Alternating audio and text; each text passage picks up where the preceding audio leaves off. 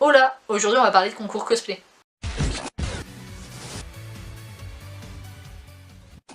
Donc les concours cosplay c'est quelque chose qui est devenu assez commun en France maintenant et je trouve qu'il n'y a pas assez de vidéos qui vous parlent de comment bien vous y préparer et comment bien passer votre prestation. Du coup j'ai décidé aujourd'hui de vous donner 10 petites astuces sur comment bien préparer une prestation et comment bien passer sur scène.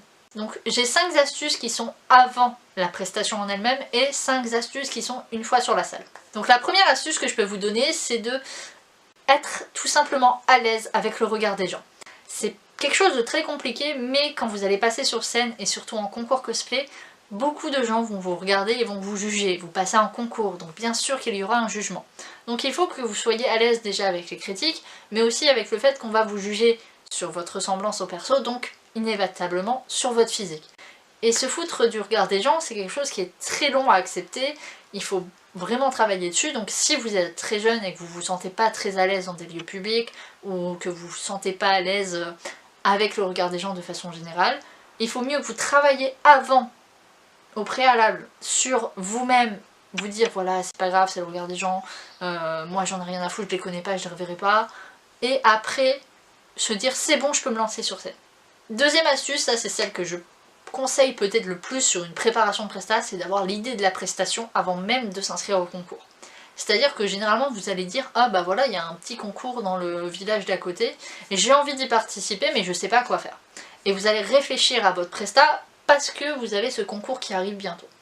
Et je trouve que c'est là que les prestats deviennent les moins intéressantes parce que du coup on se casse la tête, pas tout le temps, hein. Des fois on a des belles surprises, mais la plupart du temps on se dit ah oh, bah mince j'ai ce concours là, qu'est-ce que je peux faire et tout, comment je peux mettre l'histoire en place, et bah généralement on galère un peu, alors qu'une presta que t'as réellement envie de faire, que t'as préparé dans ta tête des dizaines de fois, que t'as imaginé dans ta tête des dizaines de fois, et tu te dis ah c'est bon, maintenant je vais me lancer et je vais la faire à tel concours, eh ben tu verras que tu auras déjà plus de facilité à écrire ta prestation et plus de facilité à la réaliser. Et sincèrement, je vous l'ai dit parce que j'ai fait l'expérience, écrire une presta pour un moment dit, plutôt que d'écrire une presta pour un moment où on ne sait pas trop quand la caler mais on a vraiment envie de la faire, c'est très différent et ça se voit à la qualité. 3, ça va être plusieurs astuces englobées en une sur l'enregistrement. L'enregistrement d'une presta c'est super important parce que votre audio c'est ce que tout le monde va entendre. Au-delà de vous voir, il y a vraiment ce son qui va vous permettre de bouger et il faut qu'il soit parfaitement enregistré. C'est quelque chose d'assez compliqué au début mais vous allez vite comprendre. Donc la première astuce dans cette astuce 3, c'est d'avoir un bon micro. Pour les débutants, je pense que le téléphone suffit, mais il faut avoir un bon téléphone assez récent. La deuxième, c'est d'avoir un texte écrit au préalable. On n'improvise pas parce que c'est les moments où on bafouille, où on commence à galérer et où l'enregistrement commence à partir en couille.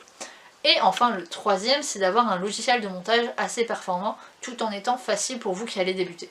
Donc moi je vous conseille Audacity, c'est ce que j'utilise depuis des années, que ce soit sur YouTube ou en prestation. C'est vraiment le must, c'est la chose qui marche le mieux, c'est assez compréhensible pour un débutant, c'est le logiciel le plus facile à utiliser. 4, il faut éviter les prestats trop parlés et trop musicales.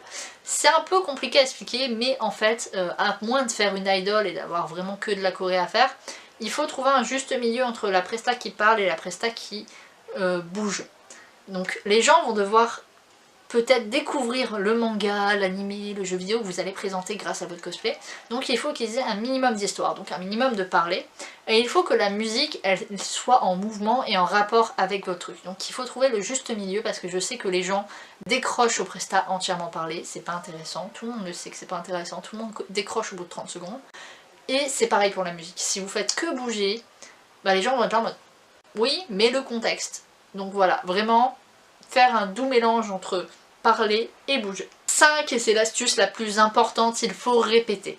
Je sais que ça peut paraître compliqué, mais même si vous n'avez pas fini le costume, que vous êtes en rush, donnez-vous au moins une journée complète de répète. Et croyez-moi, une journée, c'est la limite de ce qu'il faut prendre pour répéter une presta cosplay. Parce que si vous ne la répétez pas, ça va se voir sur scène. Vous allez devoir improviser, et moi ça m'arrive plein de fois, et c'est pas beau quand j'improvise.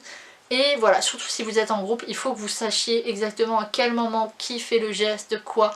Même quand vous êtes en solo, il faut que vous vous disiez tiens, la musique elle fait ça, à ce moment-là, il faut que je fasse tel geste, et tel geste, et tel geste. Et c'est comme ça que votre presta, elle sera vraiment qualitative. 6, la première astuce que je peux vous donner une fois que vous avez tout fini et que c'est le jour J, c'est d'arriver vachement en avance au vestiaire et à la convention en elle-même. Pourquoi? Parce que déjà de 1, vous allez pouvoir enfiler votre costume très tôt. Et du coup voir très tôt tous les problèmes qu'il y a, si vous avez des réparations à faire ou non, et du coup les faire pendant tout le temps qu'il vous reste à attendre votre prestation. Vous allez pouvoir vous maquiller. Bon, moi personnellement je me maquille chez moi. Mais vous allez pouvoir quand même vous maquiller et du coup, voilà, commencer à fixer les choses et tout, et faire des retouches seulement s'il y en a besoin. Vous allez aussi pouvoir commencer à regarder comment est fait la scène, parce que des fois la scène, on vous dit bah voilà elle fait telle taille, et vous arrivez, puis elle n'est pas totalement mise comme prévu, parce que ça arrive, hein. Ça arrive même plein de fois. Et du coup vous allez vous dire ah bah mince ce geste là je pourrais peut-être pas le faire comme ça, comment est-ce que je peux réfléchir pendant toute la journée à comment mieux faire mon truc. Et aussi vous allez pouvoir tout simplement faire la connaissance des autres cosplayers, et c'est ça qui est très enrichissant quand vous faites un concours, c'est de rencontrer des cosplayers, regarder les costumes qu'ils font, échanger avec eux sur des techniques, sur des astuces, sur plein de trucs comme je suis en train de faire en vidéo là avec vous, voilà. Vraiment échanger, connaître des gens, peut-être partager des passions communes et tout, et vous faire des amis possiblement, moi ça m'est arrivé plein de fois comme ça. 7, c'est bon, c'est le moment où vous allez monter sur scène. Dès lors que vous êtes sur scène, il ne faut pas que vous ayez de retenue. Ne vous dites pas « Oh mince, si je fais ce geste-là, je vais avoir l'air un peu débile ». Non, non, il faut que vous vous amusiez. Donc si vous avez l'air complètement con sur scène, c'est pas grave. Le but, c'est que dans votre tête, vous soyez en trip total. Genre vraiment. Il faut que vous vous amusiez, c'est le plus important sur scène. Ne vous stressez pas, passez un bon moment, c'est vraiment l'essentiel. 8. En cas de fail, si ça arrive souvent malheureusement, ne vous arrêtez pas. Une perruque qui tombe, un accessoire qui tombe, une arme qui se casse, quoi que ce soit, ne vous arrêtez pas. Si vous vous arrêtez, vous allez marquer un blanc dans votre prestation, vous allez montrer que vous avez eu un problème. Et là, ça va rompre un peu l'immersion du spectateur dans votre prestation. Donc continuez, continuez, continuez comme si de rien n'était. C'est la meilleure façon de faire passer un couac. 9. Ne regardez jamais le public ou le jury, c'est quelque chose de très compliqué au début. Moi maintenant j'arrive à me dire ouais je peux regarder le jury et jouer un peu du regard avec eux. Mais au début vous allez avoir énormément de mal tout simplement à regarder ne serait-ce que vos amis dans le public et vous dire oh il sourit, est-ce qu'il se moque de moi ou est-ce que j'ai bien fait mon truc. Voilà, vous allez vous poser plein de questions, vous allez stresser et c'est pas le but. Donc ce que je vous donne comme petite astuce pour vous oublier tout ça, oublier ce public, oublier ce monde qui vous regarde, c'est de fixer un point n'importe où. Vous vous dites, vous êtes dans une salle, imaginez il y a un poteau, vous fixez le poteau et vous ne jetez un œil qu'au poteau quand vous devez regarder vers la scène. Et vous verrez que ça passera sans crème parce que vous ne serez pas en train de vous dire, oh il y a 1000 personnes, 100 personnes, 10 personnes devant moi, vous vous direz juste, ah il est beau ce poteau. Voilà, et ça passe. 10, une fois le concours passé, il y aura les délibérations et l'annonce du concours. Et là, c'est pas vraiment une astuce, mais plus un conseil. Si vous ne gagnez pas un concours, ça arrive. Plein de gens passent par des années et des années à perdre avant de gagner quoi que ce soit. Ne soyez pas salé. Ne soyez pas triste et ne soyez pas en colère de ne pas gagner. Ne pas gagner un concours, ça veut pas dire que vous êtes mauvais. Ça veut dire que vous n'étiez pas à la hauteur par rapport à certains. Et si vraiment vous vous sentez mal, que vous disiez oui mais moi j'en étais fière de mon costume, allez voir le jury, il est fait pour ça, il vous dira, allez voir vos amis aussi, ils vous diront qu'est-ce qui a péché dans votre prestation ou dans votre costume, et c'est comme ça que vous allez pouvoir vous améliorer. Donc acceptez la critique, allez voir la critique, emmagasinez-la, et vous verrez que bah, ça passera et c'est pas grave si on gagne pas un concours, c'est pas un concours qui va jouer votre vie de cosplayer, il y en a plein d'autres qui vont passer après, vous les ferez tous.